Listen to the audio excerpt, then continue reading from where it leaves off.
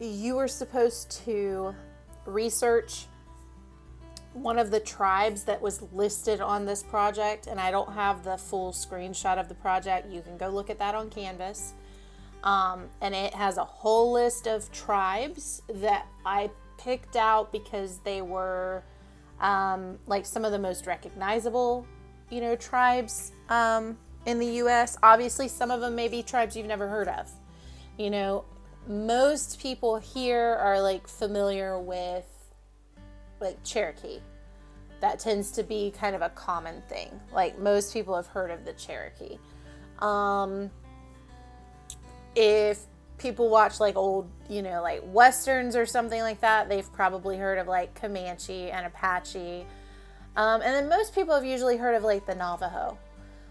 But some of those tribes, even though they are like the more popular of the tribes, they may be names that you're not familiar with. And that's why they're on that list, to give you an opportunity to learn about, other tribes and cultures that maybe you're not as familiar with. Okay?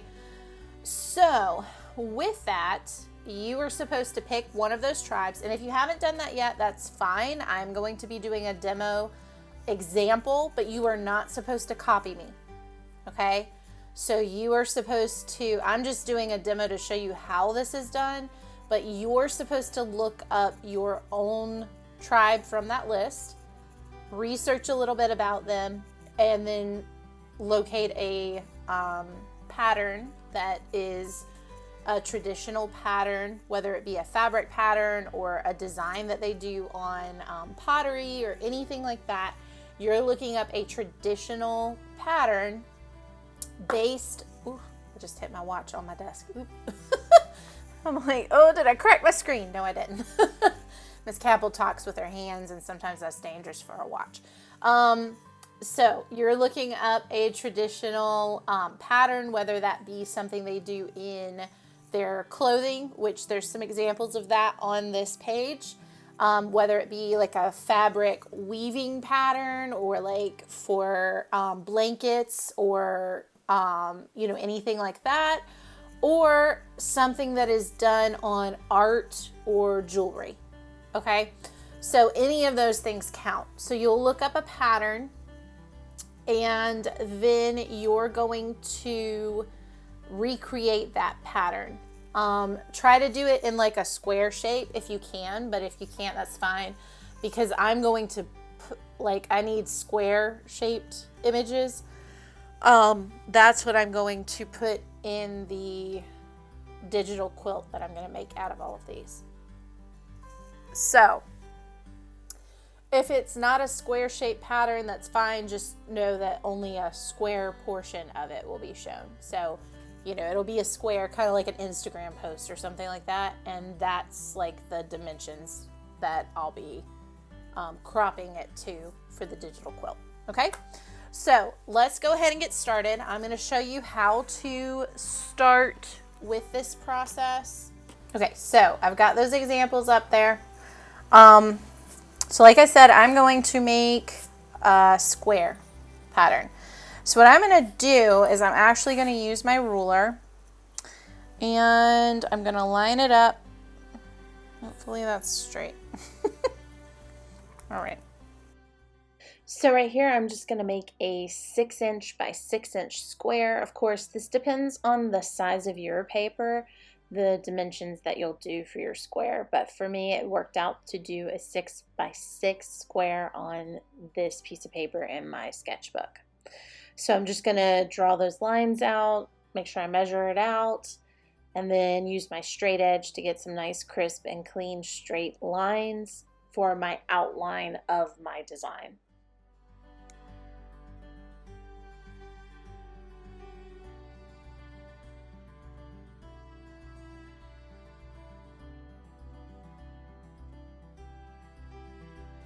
So an easy way, this is a little trick, to getting a clean edge is to line up, and let me see if I can get more light on that so you can see. So if you can see, there's a line right here, okay?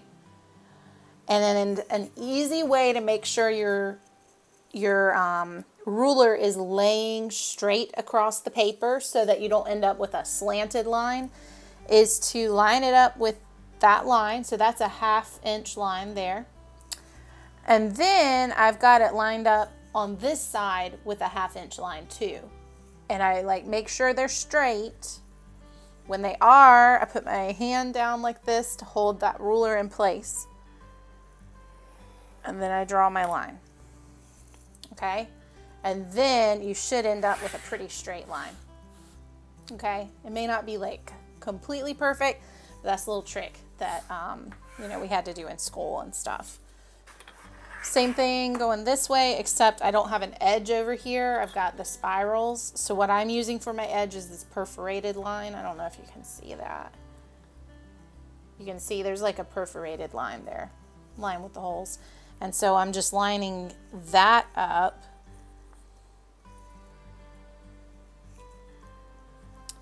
And then lining the edge of the paper up. And once I have those lines all lined up, then I'm good to go. Okay. All right, so now what I'm going to do is I'm going to clean up my edges. Okay, so I've got, these like random lines going on. And I'm just going to clean those up because I don't need those anymore. I just needed that square outline.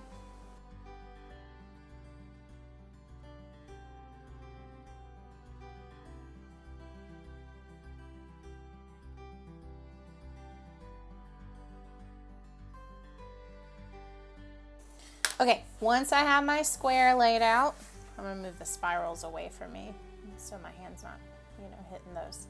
All right, so I've got my square laid out. Let me move my light back over here. Now I'm going to do my pattern in here, okay? So some of these patterns are geometric. Some of them are more organic. It just depends on the tribe. Also depends on the materials that were being used. So if it was more like embroidery type stuff, it might be more organic. If it's more of like a weaving pattern, you get those more geometric kind of designs. Okay, so I'm going to give myself a little guideline right there. And I'm going to give myself a little guideline right there. And then that's my middle point. All right, there we go. Okay, so what I'm doing right now is doing some guidelines to make sure I get these designs like even.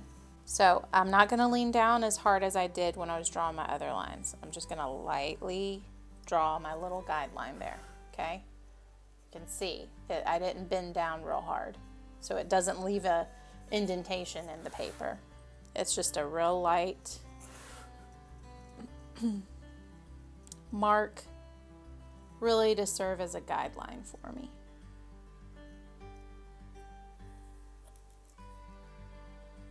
And again, I'm just real lightly leaving that mark there, okay? Same here.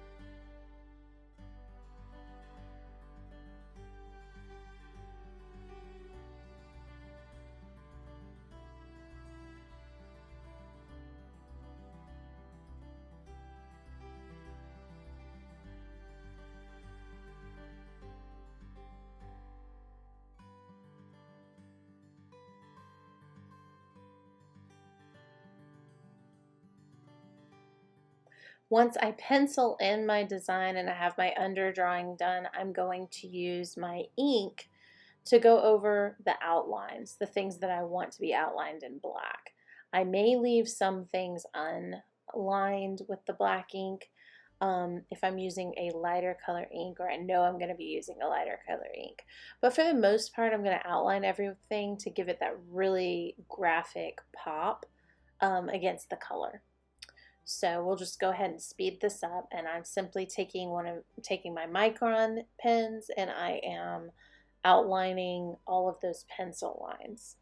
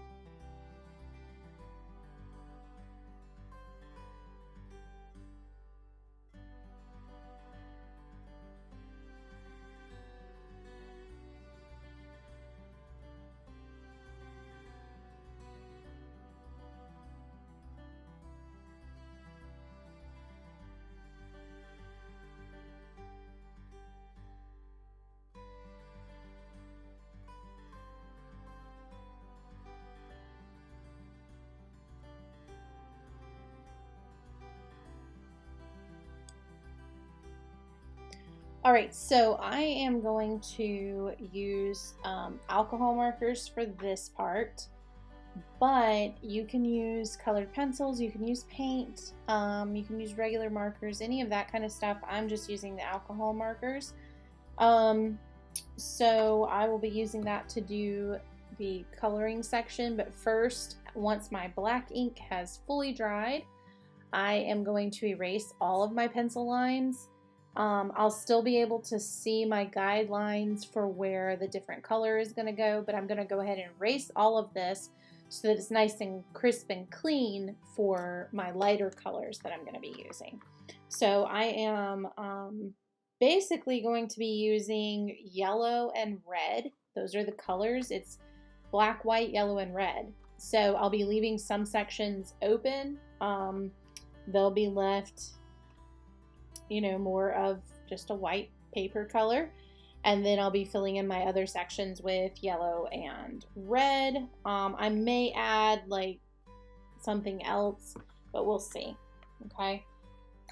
So it's always a good idea, if you're not sure, sometimes, not always, but sometimes markers, the color that they actually are isn't truly represented by what you see on the package. So what I like to do is on like just a plain area, and also if you're going to be using these markers a lot like in a sketchbook or something, it's also smart to do this to color the sections and then label it what the name of that color is.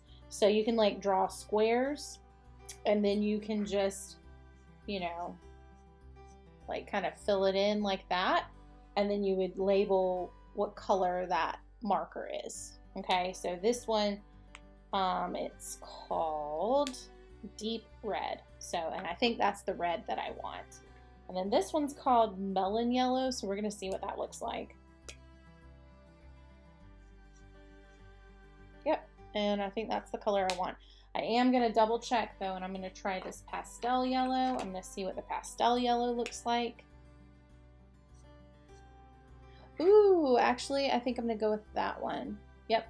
So we're going to switch it up. I'm going to do the pastel yellow instead of this melon yellow. That's why you test it out, just to see. So let me try some of these other red colors just to be sure. Oh, see, that's more of like a, that's like a bright red. Oh, that's gonna be, yeah, I think I'm gonna go with the bright red. See? So I changed my mind. Didn't do this one. I can always come in with this and add like some darker sections if I want to. And then let's just double check. There's one more red that I have in this set.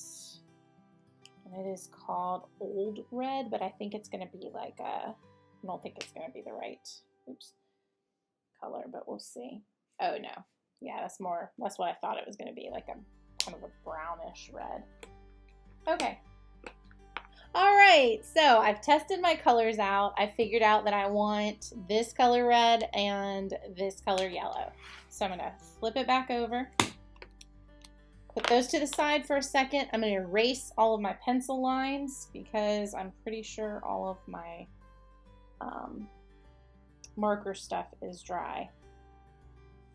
Now, when I did my section lines, I did them heavy enough that when I erase it, I'll still be able to see them. Okay, so I'll still be able to see those lines and use them as a guideline, but hopefully, fingers crossed, they won't show up, you know, once I've got these like covered in ink and everything.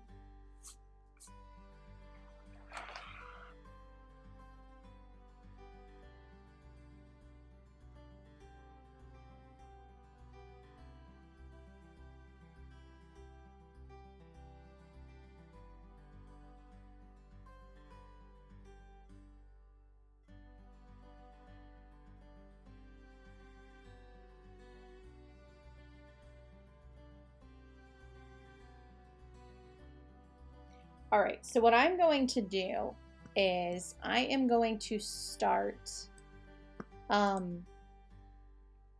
with my light colors first, and then I'm going to progress up. Of course, I'm only doing white. I'm leaving sections white, and then I'm doing yellow, and then I'm doing red. So I'm going to start with yellow. The reason is sometimes with these markers, you can, if you're not careful, ruin the tip of your marker, okay? So let's say I had colored in red. If I can get this lid off. Okay, there. Let's say I had colored in red first, and then I got the tip of my marker against that red. Sometimes you can get color transfer onto your marker, and then it ruins the tip of your marker, okay? And I don't want that to happen. So I am going to start with yellow. I am going to look at my pattern that I've been using as a guide, and I'm gonna see where my whites are.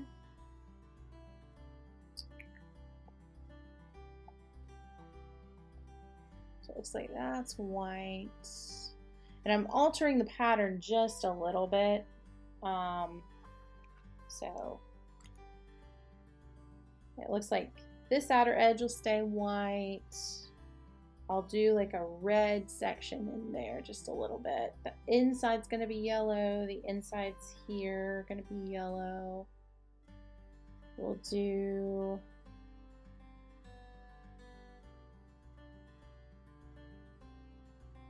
this bigger part yellow here on all of these. It looks like the stripe is yellow. Okay. All right, perfect. So we'll go ahead and start. And because a lot of these yellow sections are smaller, so I'm gonna use the bullet tip, okay? So work on that.